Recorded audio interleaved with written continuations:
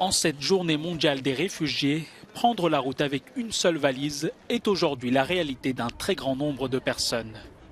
La crise des réfugiés provoquée par la guerre en Ukraine a recentré l'attention sur le sort de millions de personnes déplacées à cause des conflits.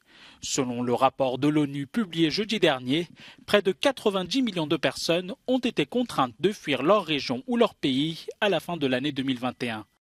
À titre de comparaison, en 2011, les Nations Unies recensaient environ 40 millions de déplacés forcés dans le monde.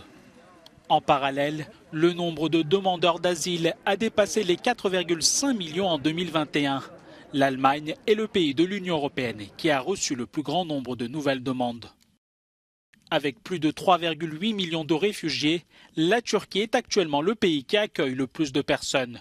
Dans le monde, 4 pays seulement ont accueilli près d'un tiers de tous les réfugiés.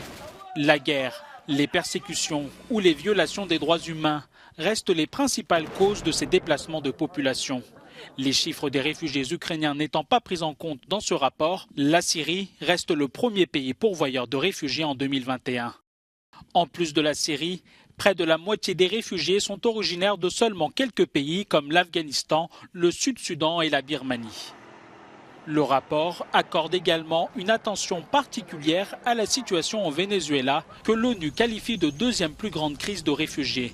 Au niveau mondial, il y avait plus de 6 millions de réfugiés, demandeurs d'asile et migrants vénézuéliens en 2021. Et ce chiffre ne cesse d'augmenter.